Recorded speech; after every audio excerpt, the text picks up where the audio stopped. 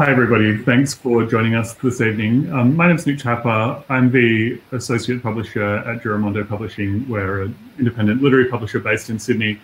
And we're the really proud publisher of Andy Jackson's really incisive and adventurous and powerful and very moving collection, Human Looking, which hopefully some of you have already purchased. And if not, the book is available. We're really pleased to be able to do this launch in the form of a conversation with Jill Jones. And I'm going to let Jill introduce Andy, but and I'll say a few words about Jill first. But I'll just start by saying that, of course, Giramondo is based in Sydney. I'm here on the unceded Gadigal lands of the Eora Nation. They're the traditional custodians of this land, and I pay respects to elders, past and present.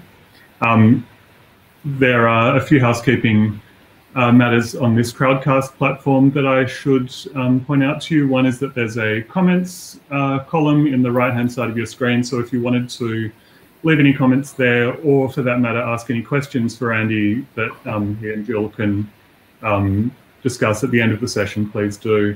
Andy and Jill, there are also some poems that they wanted to discuss that aren't readable poems, so there is a PDF of those that we've prepared, and I'll put the link to that for those who don't have the book in the comments there. So if you wanted to look at those as they're under discussion, that'll be available for you. Besides that, it's just my pleasure to introduce Jill Jones. Jill was born in Sydney. She's lived in Adelaide since 2008, and her previous collections include Wild Curious Air, which was the winner of the 2021 Wesley Michelle Wright Prize, and A History of What I'll Become, which was shortlisted for the 2021 Kenneth Slessor Award. She has worked as an academic for several years, but she's also worked as an arts administrator, a journalist and book editor, and of course is a terrific poet in her own right. So I'm really looking forward to the discussion between the two of them. So I'll disappear from your screens and let Jill and Andy take it from here. Thank you very much, both of you. Thank you very much, Nick, for that introduction. And it gives me great pleasure to be here to assist Andy's book into the world publicly. And yes, I hope you all got copies of it. And I'll just say what we're doing. But first of all, I'd like to acknowledge that I'm speaking to you from the unceded Kaurna lands here in South Australia. And I also pay my respects to their elders past and present. They were the original songmakers of this place. I guess I feel that it's important to always acknowledge that, yeah, the songs of this place, keep going. And I feel privileged to at least be part of what goes on here. So thank you. First of all, hi Andy, great to see you. Hi Jill, great to be here. Yeah.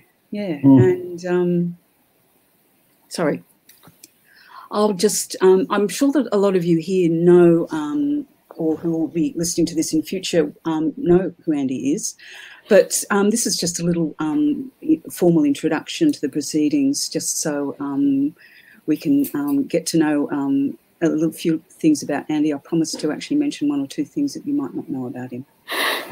His first collection, Among the Regulars, was shortlisted for the 2011 Kenneth Slessor Prize. He won the 2013 Whitmore Press Manuscript Prize for The Thin Bridge. His 2015 book, Immune Systems, explored medical tourism in India. A chapbook, and I probably have one of the last remaining ones of those, called That Knocking, was published by Little Windows Press in 2016. His most recent book before this one, I do have his other books as well, but they're in my office in the Napier building. But Music Our Bodies Can't Hold is portraits of people with Marfan syndrome, and it was shortlisted for the 2020 John Bray Award. He's also performed at literary events around Australia, India, the US, Ireland, including at the Castlemaine State Festival and Queensland Poetry Festival with Each Map of Scars, which is a poetry film collaboration on grief, bodies and empathy. and also Ambiguous Mirrors, a puppetry poetry collaboration with Rachel Guy, which toured Ireland in 2013. He's also been co-editor of disability-themed issues of Literary Journal Southerly and Australian Poetry Journal. He works as a creative writing teacher and tutor for both community organisations and universities. And a bit more personally, saying all of that, apart from the other times that we've met, we were fellow shortlistees for the Cecil and Bray Awards in the years mentioned above. I won't go that far. I was also one of the co-publishers alongside my friend, the excellent poet Alison Fleck, of the Little Windows chapbook that I was waving around before. So I feel that Andy's books have accompanied me from time to time over the last decade or so.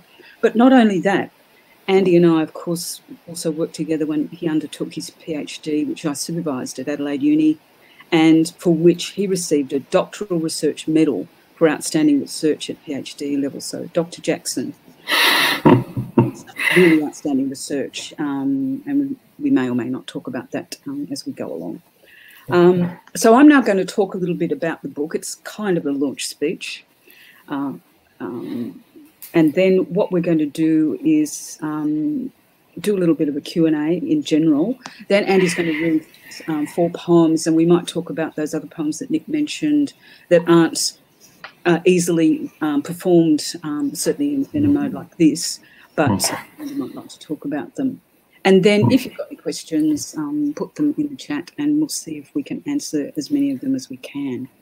So in this latest book, Human Looking, Andy presents us with poems that are disruptions, and in the very best sense, and I say this in the very best sense, failures, as all good poems ought to be.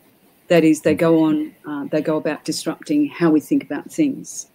And Andy's work does this by challenging those rigid physical boundaries that are used to establish a sense of self and other, amongst other things.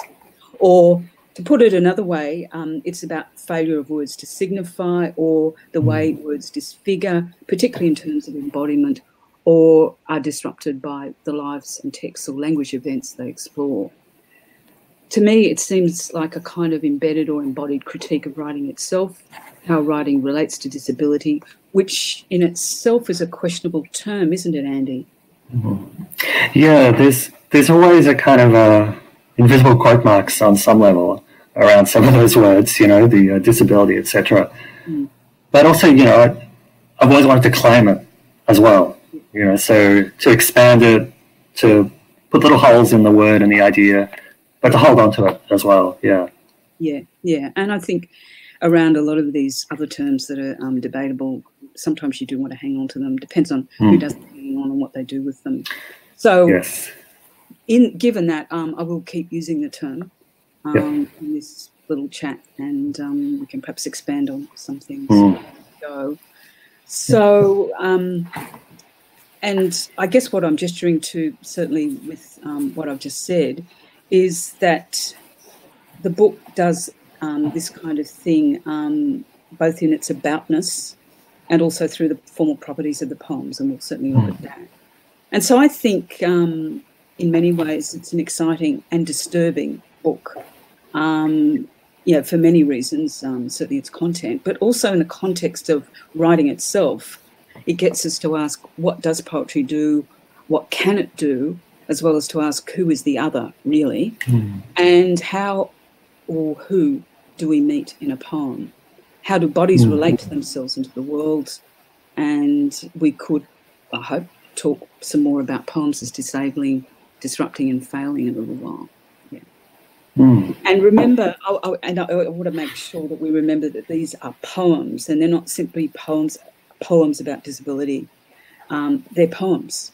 And of course, as we all know, getting back to that discussion we had about disability, all our abilities have been, are, or will be changed, compromised through genetics, birthing, malnutrition, pollution, bad working conditions, accident, ageing, violence of various descriptions, climate change, disease, and guess what? Pandemics.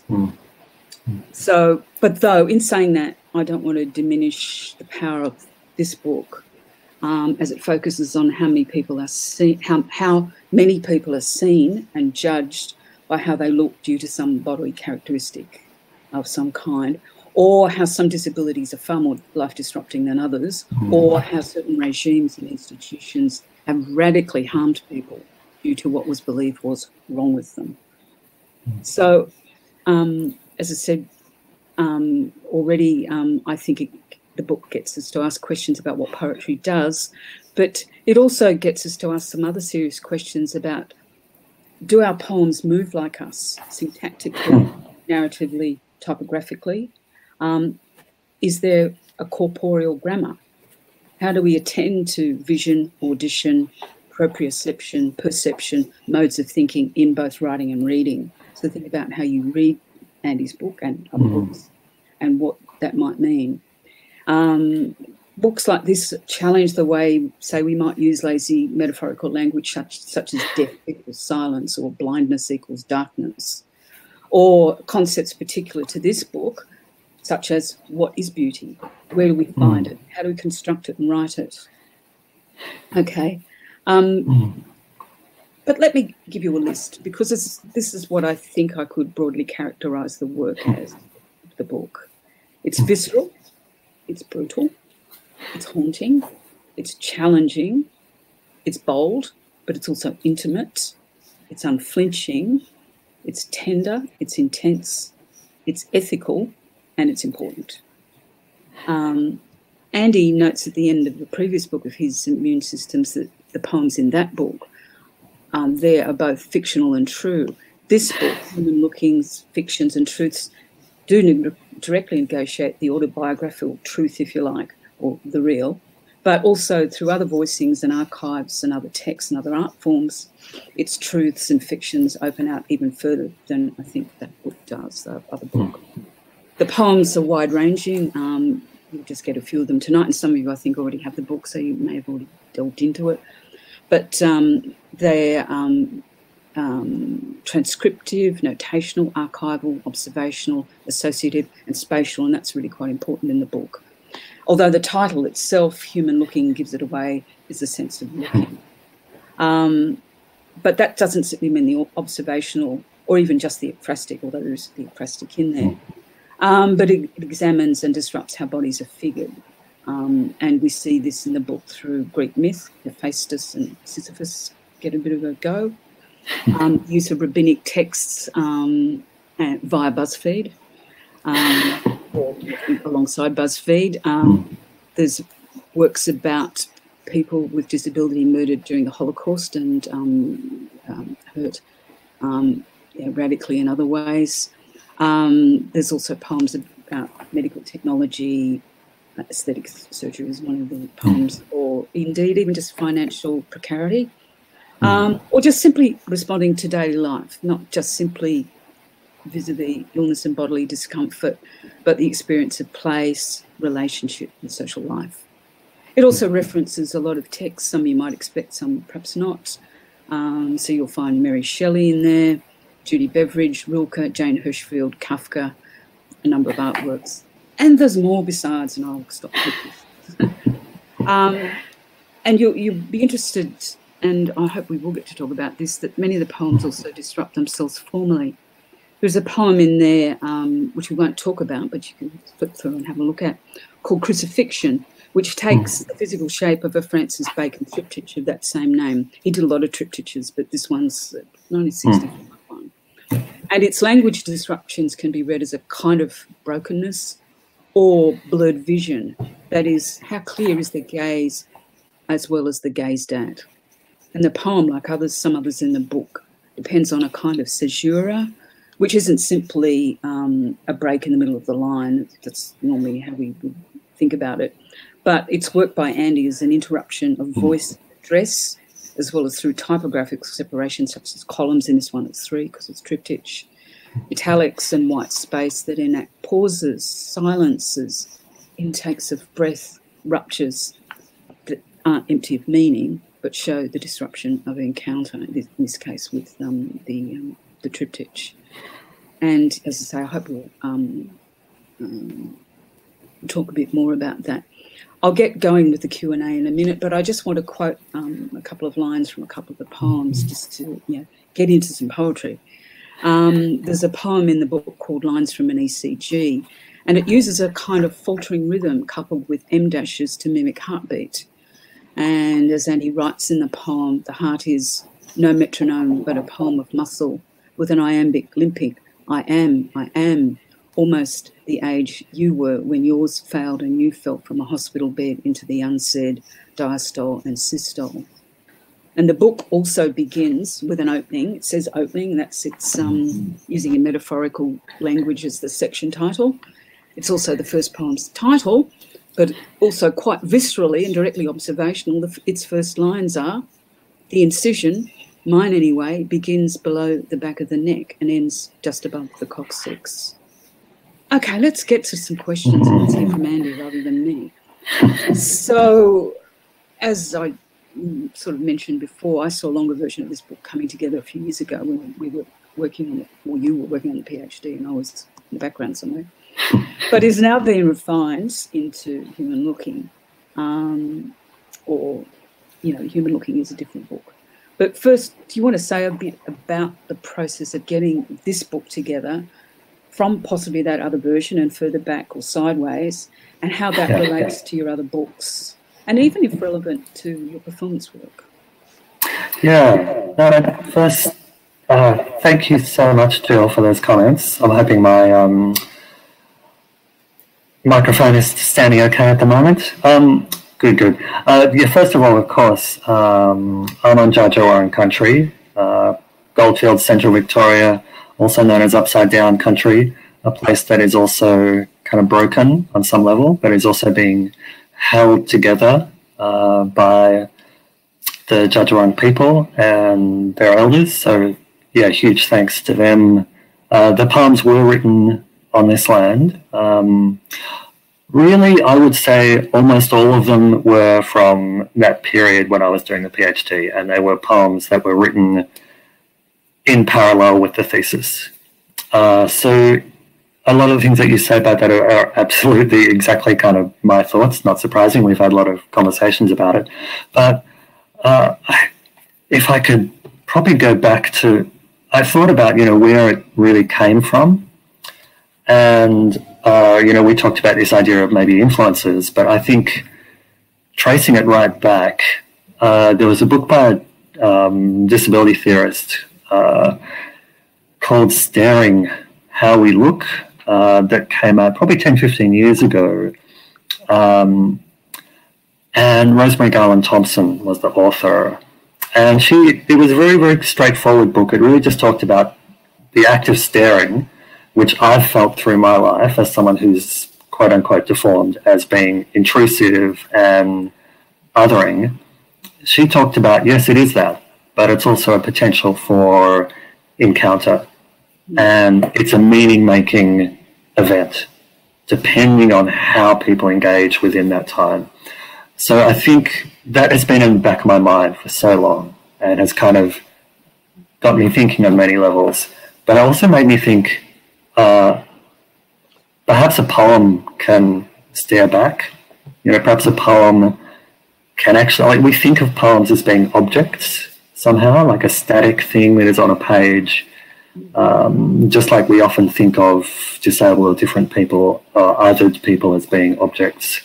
But poems are kind of lively. They're personable and slippery and mysterious as well, but there's a real human presence in them.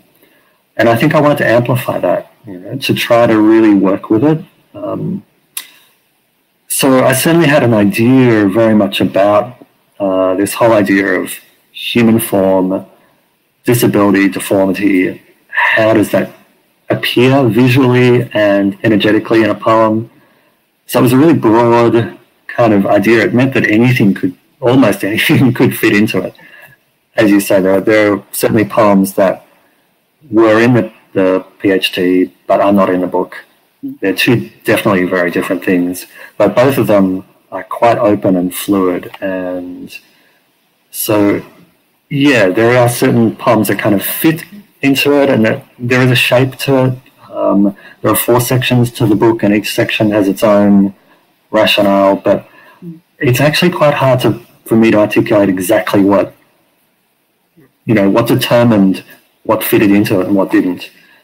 It was mostly a case of kind of picking ones that seemed to fit within this idea of human looking and the double meaning of the human looking.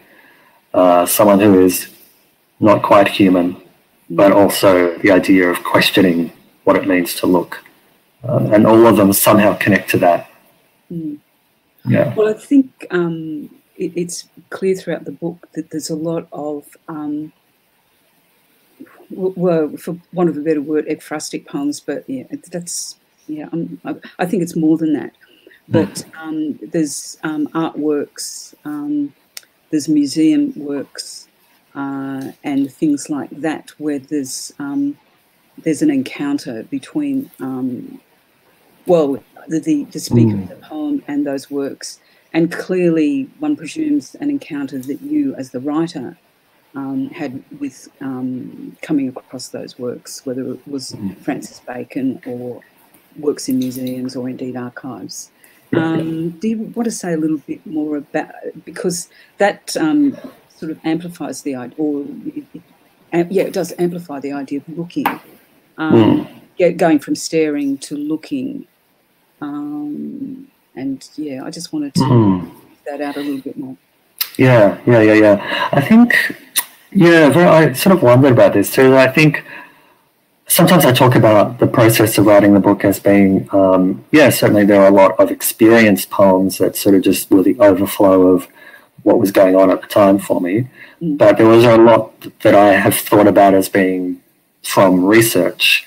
But I don't know if that really captures it, because I think sometimes the word research has a kind of clinical, cerebral association with it.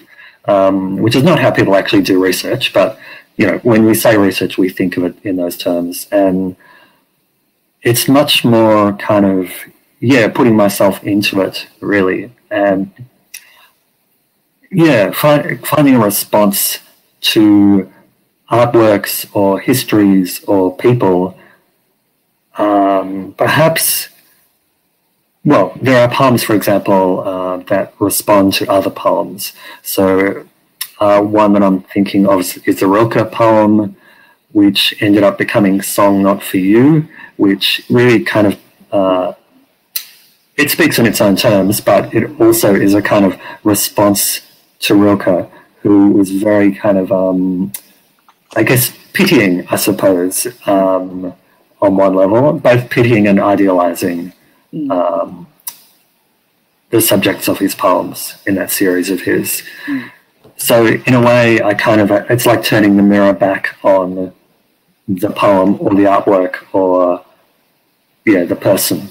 Not in a kind of, I don't think, I hope, not a kind of aggressive way, more just in a sense that because I'm in it as well, it's saying, let's actually have a look at not just this poem or this artwork, but let's look at ourselves, let's examine the space between us and see what happens there.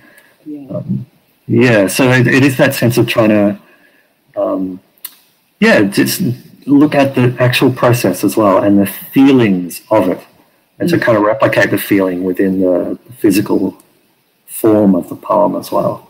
And it goes to that idea of encounter, that it's it's a two-way or a multiple process. It's not just there's the object and I'm looking at the object.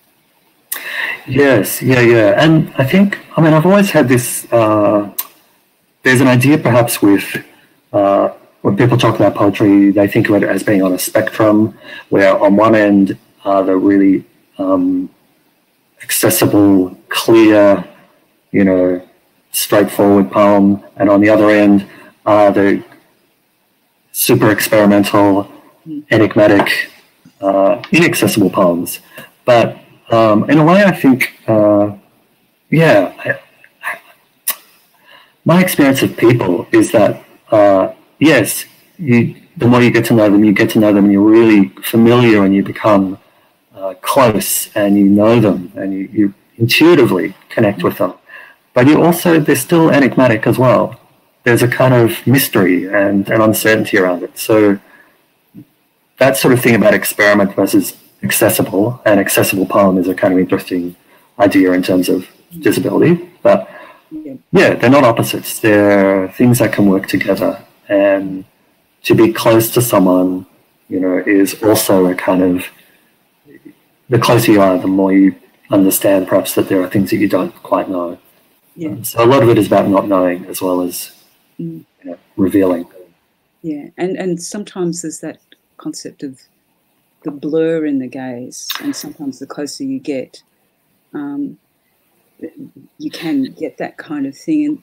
And I guess, however, you can get a bit caught up in what we're talking about seeing. Now, obviously, we're talking about conceptually as well as literally, but of course, for those people who, you know, for various reasons don't see,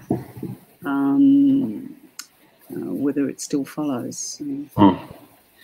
But, you know, we're talking about a book that can be read, so seen, about things that are seen. Maybe, I mean, I was going to ask you another question about influences, but maybe, unless you wanted to talk about that, I wanted to move on to perhaps talk about perhaps one of the central things that I talked about before. That was, and yeah, we talked about this a few years ago. That is this idea of, for want of a better term, to sum it up, as the brokenness of poetry, in a sense, an essential part of poetry. And I'll refer back to a Meanjin article, and I'll mention Meanjin. Everyone can go and find it. It was published in 2014, and in that you say, perhaps the movement towards free verse in poetry has occurred precisely because of the insistent presence of our diverse bodies, especially those of us who demonstrably can't conform to social expectations of what a body should look like. But of course it has other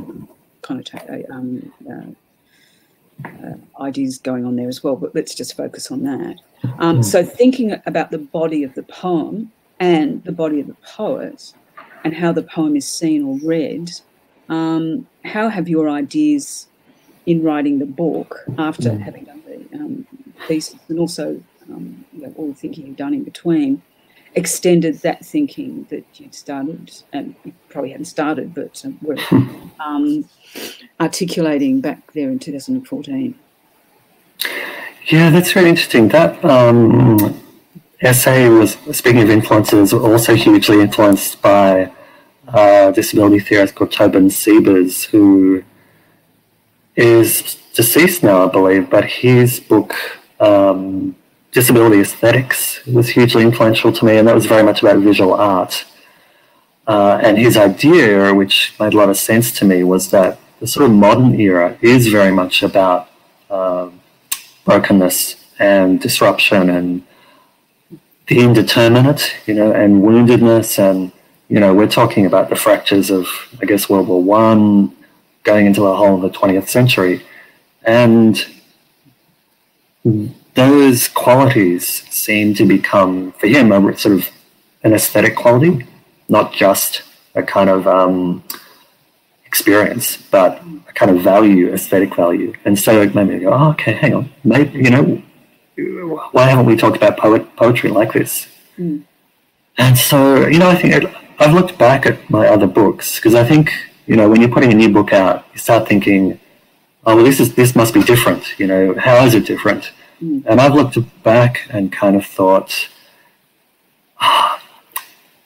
the concerns, the approach, the ideas even are kind of all there in all the early books as well. You know, I've been thinking about visual difference. I've been thinking about biographical poems, you know, inhabiting other people's voices as well. Yeah, artworks, responding to artworks. I've been doing it for a long time. Maybe what's different is the form and content are kind of much more intertwined now. And I think, yeah, much more interested in the imperfect poem, or what you said before about the failed poem, you know, which is like, I mean, I love perfecting poems, you know, don't get me wrong. Sitting down and kind of crafting and at the old cliche, taking a comma out and putting it back in, and I love that. But what was useful partly about doing a PhD was that you had to keep going. You couldn't stop and fixate on a thing. And that was actually a reminder of that's humanity, that's our embodiment. We actually can't fixate on each little thing. We have to keep going. And crafting a poem that's imperfect is exactly what we do. Like that's... So I'm just, that's probably what's changed over the years. And that's been the energy that's gone into these poems, in trying to make them, you know, perfectly imperfect. Fail better, all that stuff. Yeah, absolutely, yeah. And well, getting back to influences before we perhaps come to you doing some readings, I mean, you mentioned those, disability activists and theorists who influenced you. But I was wondering also, not so much the poems or poets that you quote in the book, but other poets who may have influenced you. Because, again, looking at that The Engine article, quote Adrian Rich, who says, "A poem is not a philosophical or psychological blueprint. It's an instrument for embodied experience."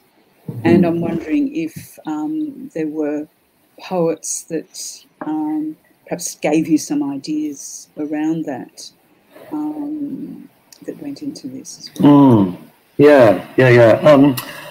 As you say, certainly there are poets in the book, literally in the book, that have influenced me. But I thought about this the other day, and I said, okay, looking back, who can I almost like hear in there, you know, who's influenced me in this book? And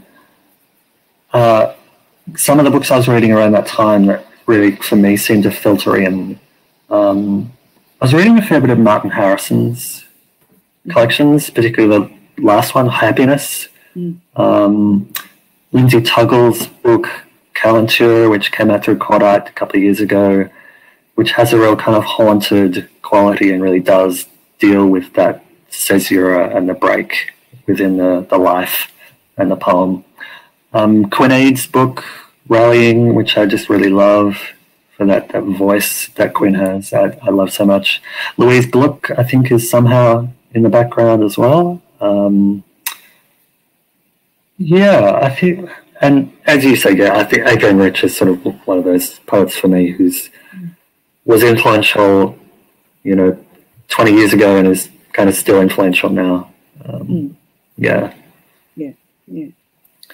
So kind of lots, the other sort of person I wanted to just name check here is one of the challenges, probably all poets will know this, is what order do you put the poems in? And, there was a little bit of randomness in this one, but there was also a lot of, again, trying for it to not fit together too well, to really make it a little bit uncomfortable as people go from poem to poem. And I think intuitively, I think I got that from Michelle Cahill's poem book, Vishvarupa, which is, I think, being reprinted now. But when I remember reading that and feeling that the voice in the poem, I wasn't sure where it was coming from one poem to the next, which was really exciting to me at the time. And I think this book sort of borrows from that a little bit, or that approach, because there are many voices in there, which, yes, I'm in there somewhere as well, but it moves around. That's the whole idea. It's not too neat. And I think it's all the better for it, because I remember you did have a little idea in the PhD manuscript of linking via each word, and et cetera, but as you say, you can get a bit too caught up in systems like that. Yeah. And sometimes it's better just to shake it around a little bit. Although, you know, those of you who've already read the book or will notice there is, you know, the book does shift, you know, quite distinctly from one kind of mood or mode or tone right through to another one right at the end. And that's very clear. And we'll see that in some of the poems. So maybe would you like to sort of read some poems? Let's get down to poetry. Yeah, great. And of course, if people want to read along, they can do that if you have your book with you. We decided, I think it sort of made sense to read, there's 4 sections in the book, so at least we'll read one from each section and then we'll see how we go for time. The first one I'm going to read is called Unhomely, and that is page 13 of the book. Unhomely is composed as a kind of involuntary collaboration with a writer called Randolph Bourne, who wrote an essay called The Handicapped. And so I've taken my favourite lines from this essay, and we get a line each, so they're woven together. And if you look very closely, you could probably work out who is who, but the idea is that it does kind of weave together these 2 voices to make one voice. His essay was called The Handicapped. It is out there, you can look it up. But the poem is called Unhomely. He knows the atmosphere better than you do, so the doors of the deformed man are always locked. Though from his lounge of shadows a surprising view, who has not all his treasures in the front window, whose facade deflects the usual questions, extraordinarily sensitive to others' first impressions, a little distant yet very much here. Inherited platitudes vanish at the first touch of medical specialists or curious strangers. If he can stand the first shock, he will want to burrow in, to cobble together some semblance of finesse. He does not cry for the moon, only our detached aesthetics. He dreams of saying, I solved my difficulties by evading them, the desperate step out of the crawl space of wounded knowledge towards a profound sympathy for all the ugly, queer, and crotchety, this luminous splinter buried deep in the chest. A lively interest in watching how people behave, his reticent mouth opening towards those few who by some secret sympathy will respond, their bodies the shape of skeleton keys. One only exists, so to speak, with friends. Once all those useful tools are downed, one's self-respect can begin to grow like a weed, something unwanted that won't disappear. Well, thank you. I just, well, I mean, I really love that whole poem, but that last few lines and that idea of the weed, something unwanted that won't disappear.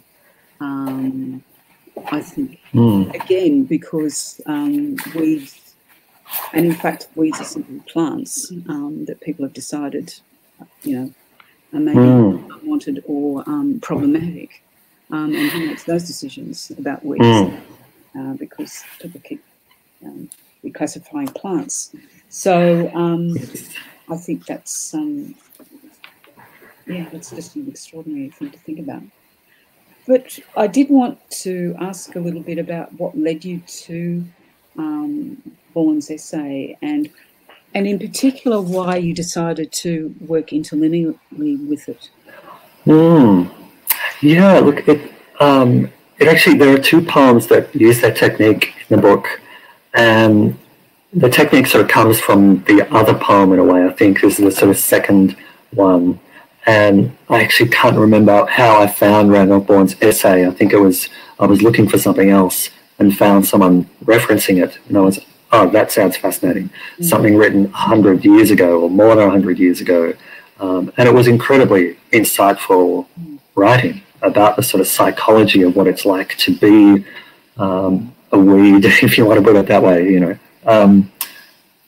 But the other essay is deformity, William Hay, which was written in the 18th century, if my memory serves me correct. And that again, I just found it by searching, and serendipity sort of falling upon it and realizing just how rich it was, how familiar psychologically, occasionally, uncomfortable and weird and uncertain, which I also loved.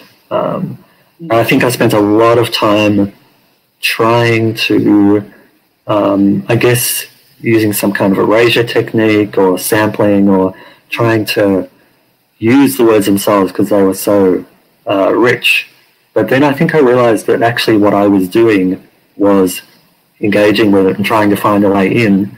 And well, why don't we just sit down together and talk, the two of us, myself and Randolph or myself and William, and what would we say if we were, weaving our lines together, but also not weaving it too closely either, keeping it a bit awkward, because it would be awkward, we're centuries apart. So, yeah. And also sometimes conversations, they don't mesh necessarily, even with our nearest and dearest, for all sorts of reasons, and that's the way we interact with people. And again, it gets back to that thought about the imperfect poem, that they work best if they are imperfect, a bit unfinished, and they're so-called, I did use failure, quote marks, but they're not trying to be perfectly crafted. I'm like you, I'm always, take it time, I'll put it in, but you can full stop.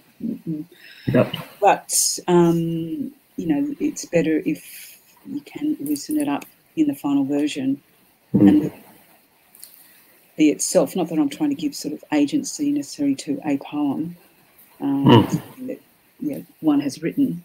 You have written, I have written, plenty of people who are watching this have written.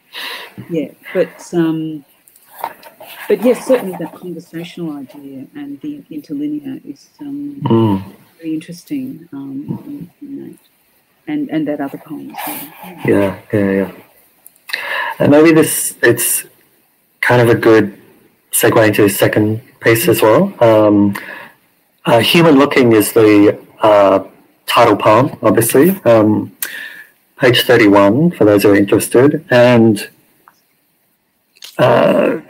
this one certainly can be read out loud, but you should probably notice that there are gaps, little gaps in the poem occasionally. Very rarely, there's tiny little gaps on the page. So you might hear a little pause, and I'll leave that pause in when I read the poem. The poem is a response to a series of photographs held in the Mutter Museum, very medical photographs, so very often objectifying, but also sort of surprisingly tender and intimate. And so, yes, it brings those two things together, this sense of feeling uncomfortable looking at a photo of another human being. Uncomfortable because you recognize something of yourself and you feel implicated somehow. So, yeah, that's the territory this poem's in. Human Looking. So much can go wrong. Ulcers or lesions, an infestation of worms, measles, pneumonia, gangrene, some unidentifiable congenital flaw. Notice how the cursive of this young man's spine echoes the photographer's signature. This specimen was acquired in 1877 at the cost of $50, on condition that no questions were to be asked that might lead to its identification. I think about the word "it's." Through this contract, he became the world's second tallest skeleton on display. We are curious. So much can go wrong. Sudden multiple sarcomas, hysterical inability to stand or walk, vestigial tail. A body can be monstrous, shy, mercurial.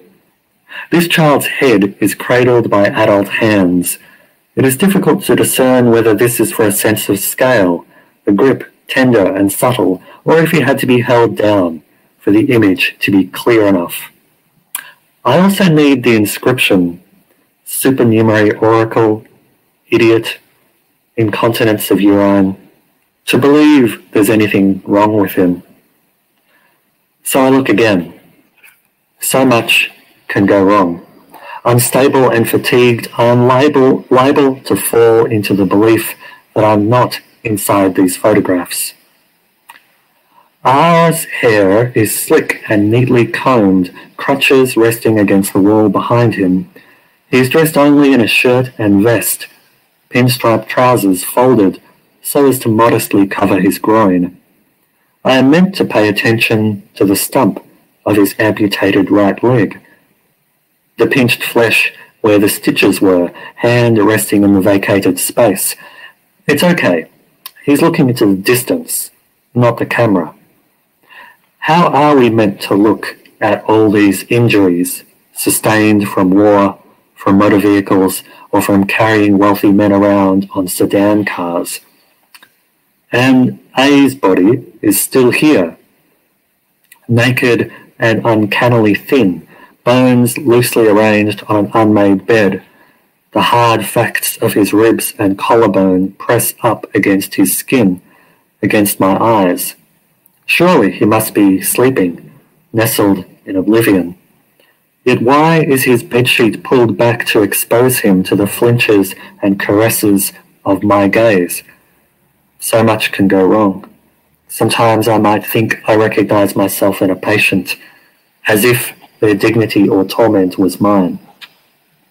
In this photo of a nameless man with an unspecified disorder of the jaw, he looks like he may be singing.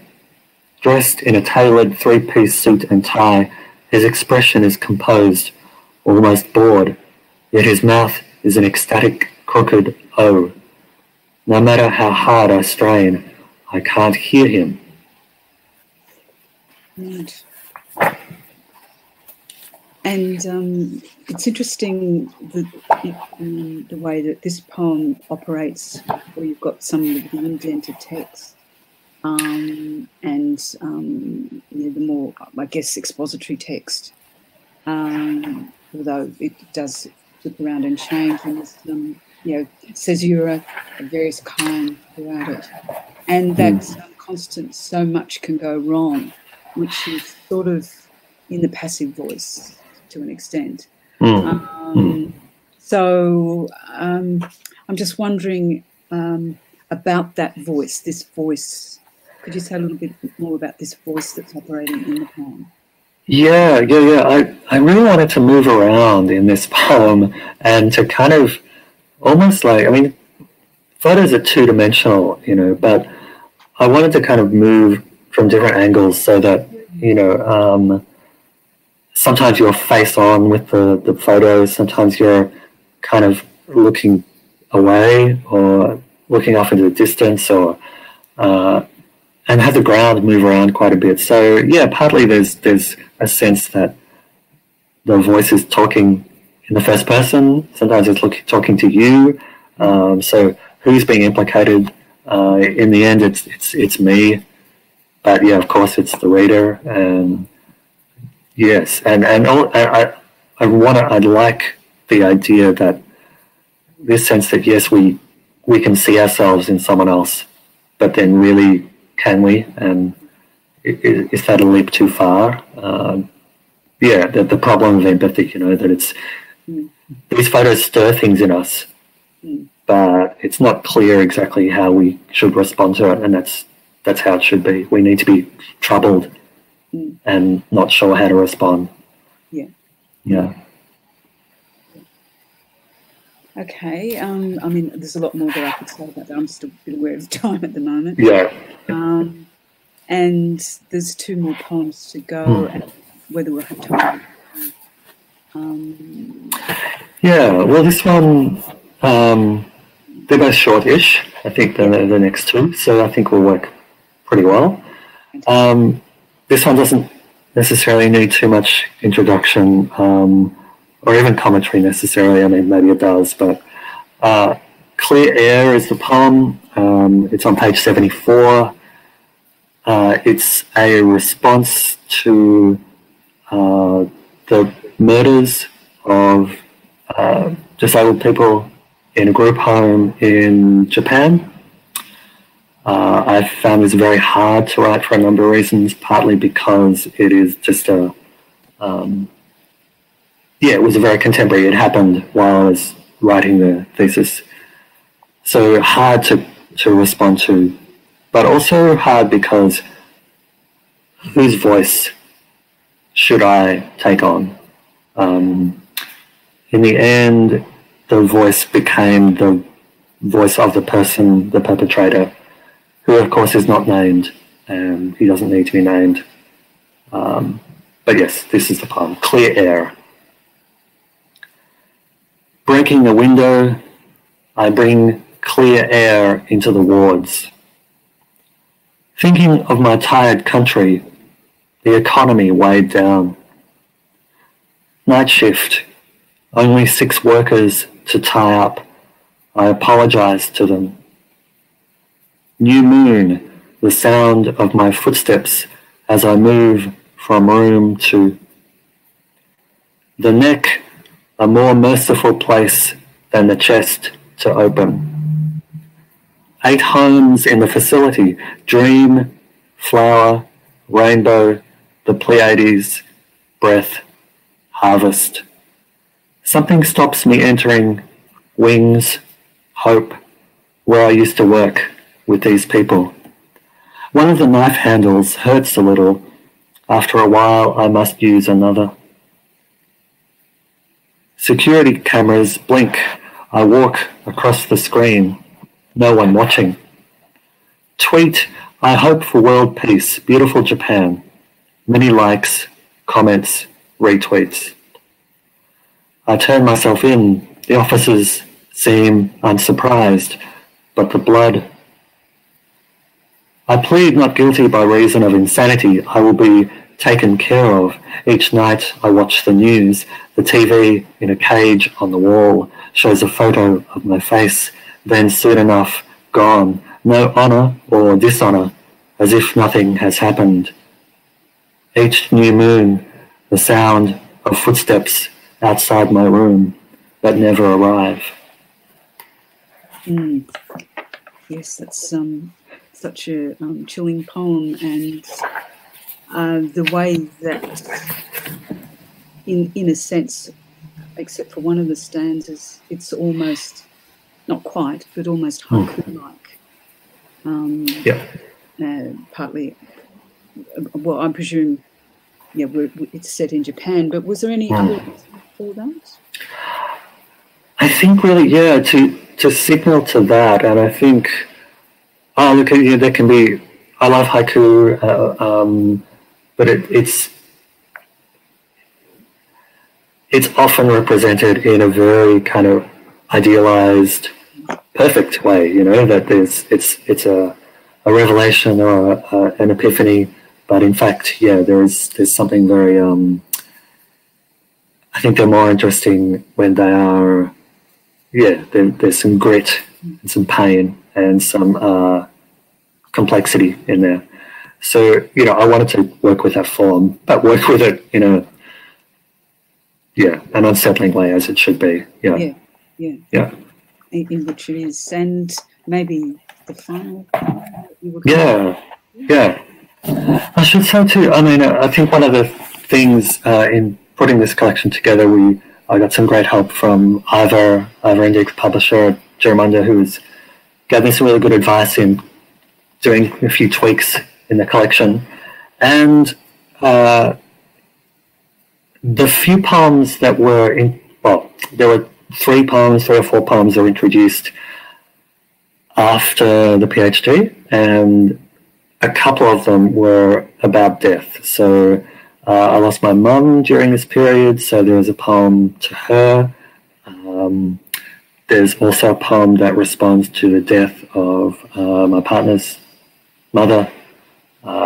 And so the last section very much does deal with mortality and the body and the continuing on you know, the living on that we do in spite of everything. So I'm going to read the last poem in the book, which is called When a Line of Determined Ants Carries Away My Nail Clippings. And of course, this is a non-fiction poem. I actually did see this happen, and so I should thank the ants for inspiring it. When a line of determined ants carries away my nail clippings, I remember this pale skin will be taken by the sky. My knees are already dedicated to this cracked earth. Lungs possessed by the ghost gums along the railway line. My inner ear by shivers and nothingness. These feet belong to some restless, prayerful abstraction. Language waits to inherit my expressive fingers. Shares in my larynx are held by everyone I love. My blood, though, is anyone's. Cloud drift, mould bloom, wormhole, the waxing moon, the cat's sensitive chin, all hold interests in this flesh. My leaning tower of vertebrae can go to the highest bidder, these tear ducts to the lowest. Sometimes it seems lost property holds my tongue, but who owns these elbows, this nose, these lymph nodes? Valves and tissues will be given to people waiting patiently in a line. My chest cavity has given itself to the song of shy birds, and these eyes to the claim of your eyes. Yes, and that seems like, in many ways, a fitting poem to end the book. And it was sort of interesting to think about those claims and interconnections, that both cultural, economic, natural, relational, that pile up in that poem, and the way that our bodies are clearly connected to so many other systems, and that's an extraordinary way that you've put it there. So and there's an injection of humour in there. I mean, the book's not without its humour, but some of those other poems that you read don't have that, but that does capitalize. Yeah. Yeah, thanks, Joe. And again, it's obviously I wanted to have a variety of poems that I would read tonight, but definitely the idea in the book is that it includes all sorts of things, all kinds of energies, some very disturbing scenarios, but also some beauty and some stuff that can be both at once. Yeah.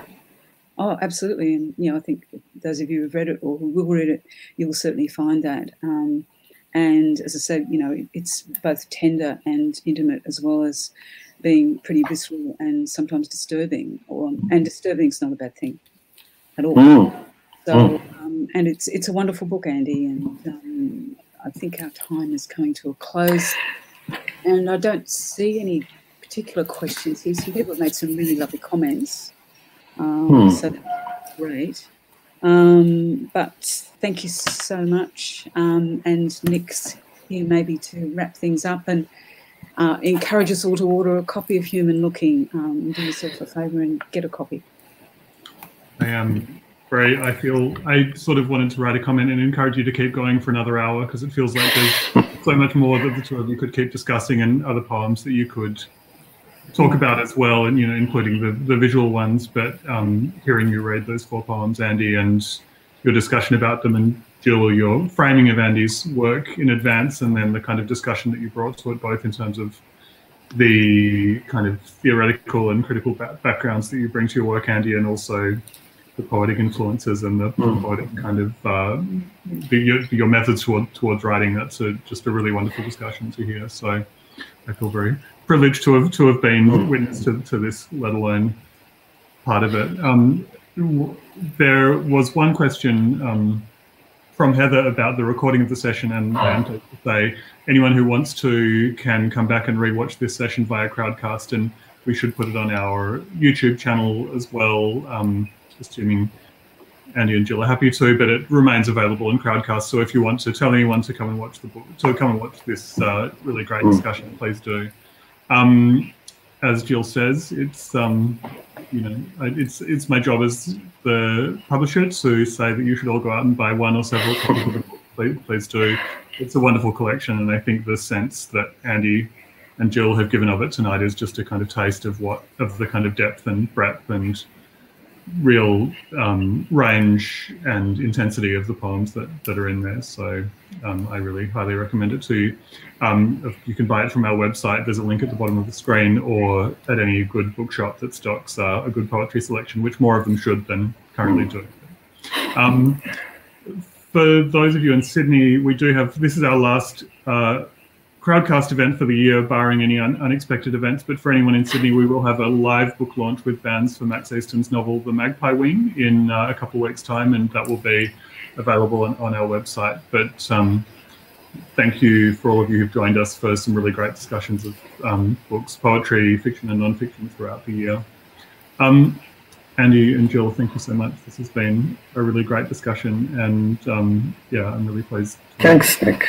Yeah, and thank you for your role in setting this up, and for Giramondo, and for everyone sort of behind the book. Thanks, Jill, for your work tonight, but also that beautiful mentoring relationship that happened in putting a lot of these poems together. And I also definitely want to thank Rachel, who I was sort of half absent, had my head inside these poems for a couple of years, so she was able to handle all that, so that was a beautiful. I'm really grateful to her as well. So yeah, it's been a beautiful night. Thank you. All right, thank you both. Well, I'll wind things up there. Thank you everyone for joining us, and have a great evening. Thank you.